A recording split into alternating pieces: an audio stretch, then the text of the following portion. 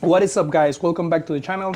My name is Danny. Today we have a beautiful day here in Florida. A little hot, but whatever. We will keep working on the Mustang today.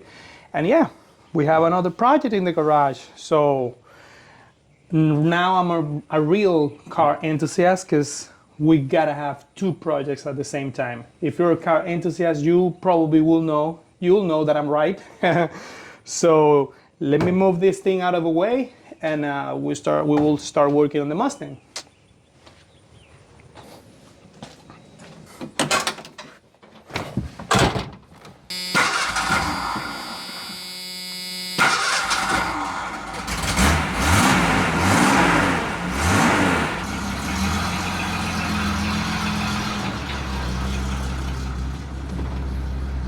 All right, guys, this is what we're gonna do today. We're gonna install the whole rear end into the car.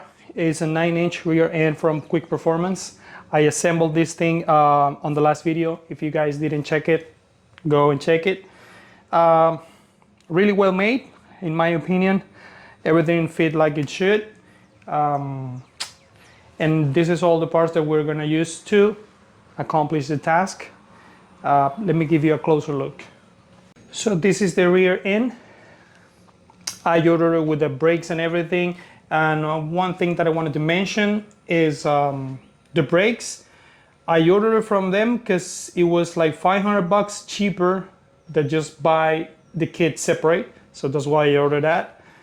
Just keep that in mind. Take a look if you're in the same position as me. If it works for you, just order it from them. Those are the leaf springs. I ordered this 5 leaf springs. You'll see the difference between the new one and the old one. Obviously, my car was a 6-cylinder, so it was the basic model. So you'll notice there's a big difference. We got here the rear shocks. We're using QA1 single adjustment, like the ones that we use in the front. The coilover system, U-bolts and plates.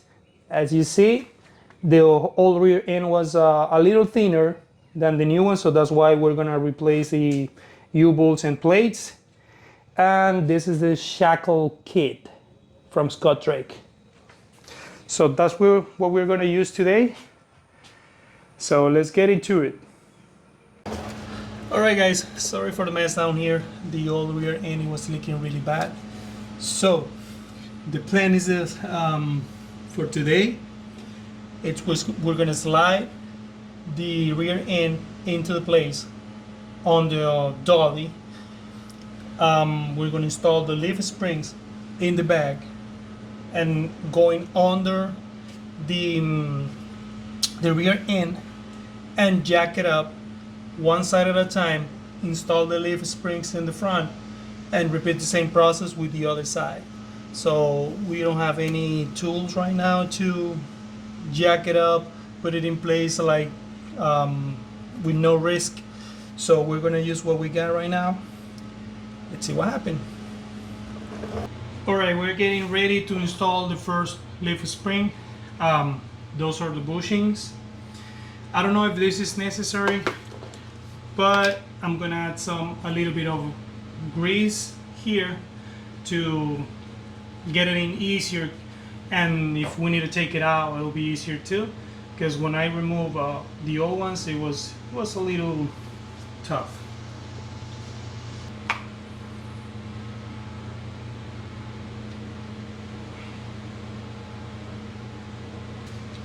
So we got this piece. We're gonna add one bushing on the top, inside next to the gas tank. Slide this piece in, and the other bushing goes on the leaf springs, the one in the bottom. So let's remove this wire because that's not the right place. So basically I don't remember how it was before, but here looks it's not gonna fit. So we're going this way.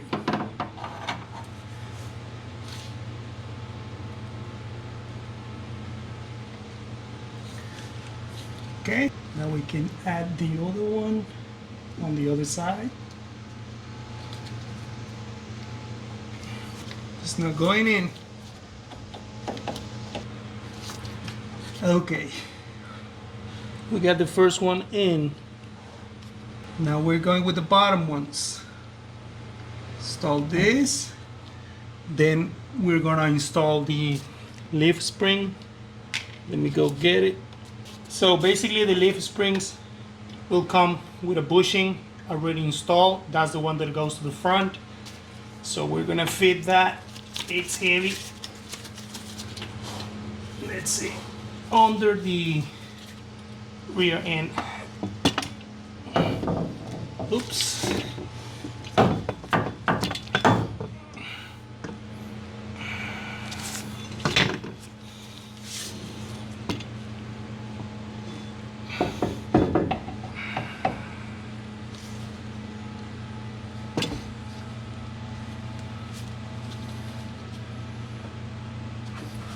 Okay, we got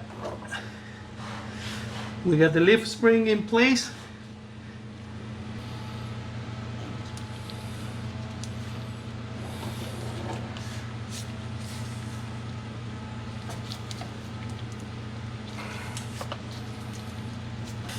Wow, it's really hard to get that in.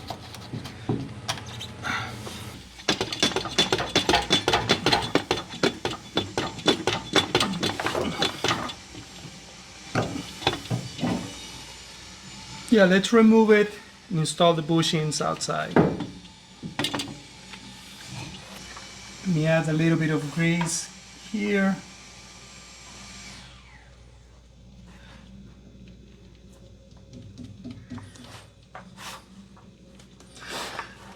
And now we will try.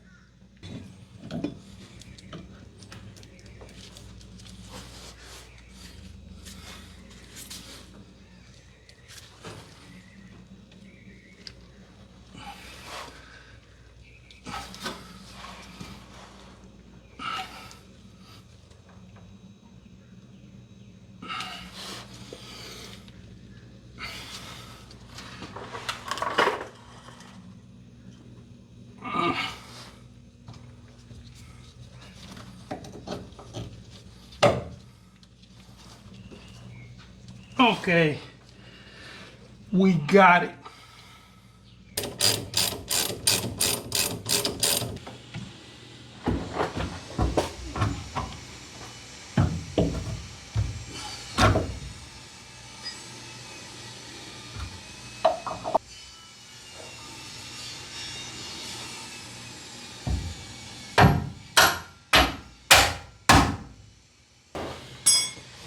All right, I got the jack in place.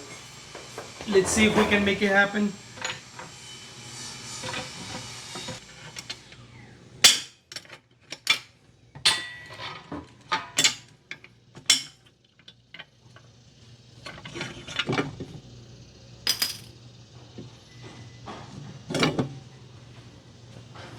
Now we will slowly get the jack down.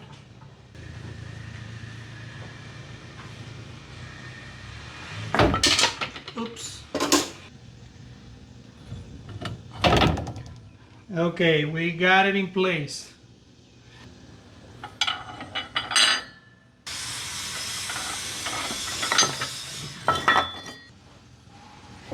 So now it's time to install the plate. This will have an orientation to sit the shock, so be careful when you install that.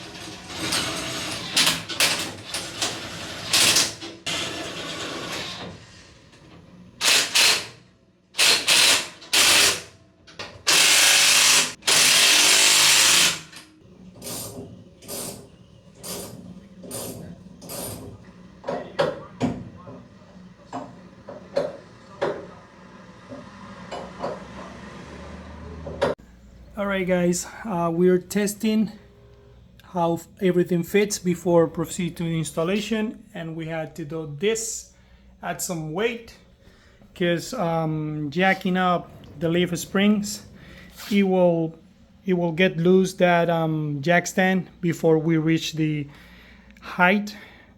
So that's why I did that. So keep that in mind if you're doing just a new build, because all the videos that I saw with the people installing that, the car is already done, so it's on the floor with shocks. So when they jack it up, you already have the height because there's already shocks in it. So just keep that in mind if you're doing a new thing like me. You need to add some weight. Alright guys, we're going to install the QA1 Shocks single adjustment. To do that, we need to install the bushings. This lip, the big lip, let me show you. Those are the bushings that it comes with the kit. There's a big lip and a small lip on the other side. So the big one is going to be facing either the plate, the opening of a plate, or in the body. Like a sandwich, it's going to be something like this. All right, we're going to have washer here, both bushings together, and the nut on the bottom or top, depending on where you're installing it. So I already installed the ones on the shock like that. Just washer, bushing with the big lip facing to the hole. It's totally extend. So we're gonna place it in place here, and as you guys can see, we cannot reach the hole in the car, so we're gonna need to raise it up a little bit. So to do that, I'm gonna use this jack because we don't have a low profile jack to put it on the pumpkin, so this is what I got.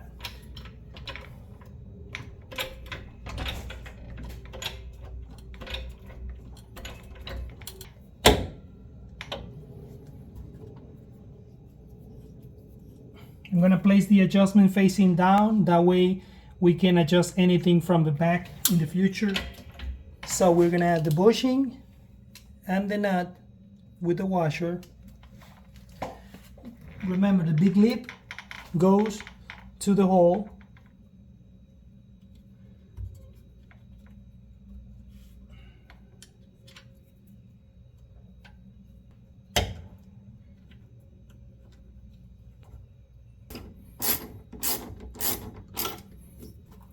So here we will do the same thing, bushing with the big lip facing the hole.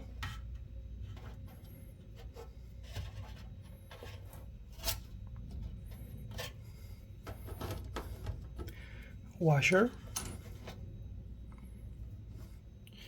and the nut.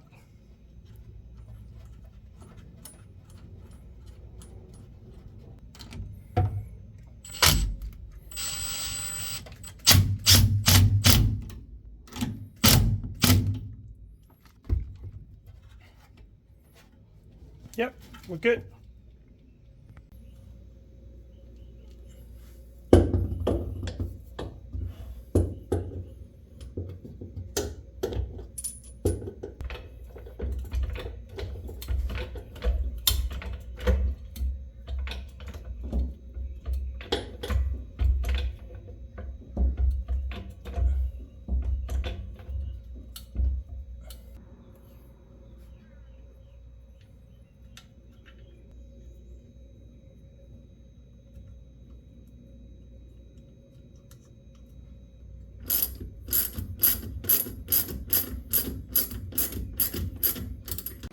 Alright guys, that's the final product. Everything is installed. I forgot to mention that the kit comes with like a thinner nut. I don't know if you guys can see it at the bottom of the shock to lock that one in place, so that way it won't get loose in the meantime. Just don't forget to add that.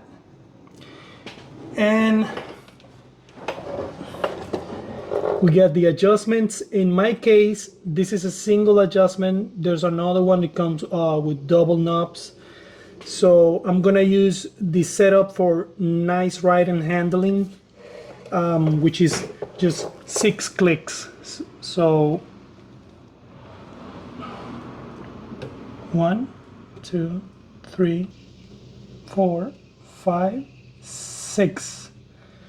So we will repeat the same with the other side and we will be good to go.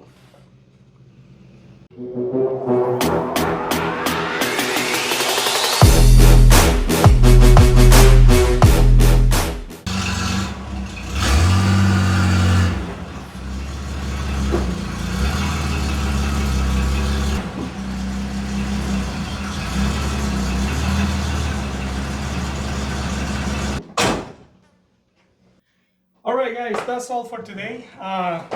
We put the Bronco back in the garage. We finished the installation of the rear end. It was a really tough situation just to put that underneath the car. Things to point out, it's better to have a set on other hands. What else? In this case, the car was totally new. There was nothing in there, so some of the videos that I saw before regarding to the installation of the rear shocks, they had everything in place. They had the old rear shocks, so everything is compressed like it should. So when they jack it up the car, all the distance you'll keep in the same position, I will say. So when you replace your shocks, you just compress those, slide it out, the old ones, and put the new ones in and extend it until you reach both holes. But in my case, I didn't have anything back, so I have to jack it up one side at a time because my jack, it wasn't a low profile, so I couldn't do it from a pumpkin. And I had to add some weight in the back because when I was lifting the car, I just started to lift the whole thing. So I had to add that because obviously the front is on jack stands. If it was on the floor, maybe there's a different story, but that was my case. Another thing, installing the bushings. The bushings on the lift springs, it will be better if you install those before the installation of the leaf spring. I thought that I could make it, but it wasn't possible. So the second leaf spring, it was easier than the first one because I was just trying. Like I said before in other videos, this is my first time doing this, doing a classic car. Never worked on classics before, just newer cars. But we're finding the way out of the problem. So thank you so much for watching, and subscribe if you like the content, and see you in the next one.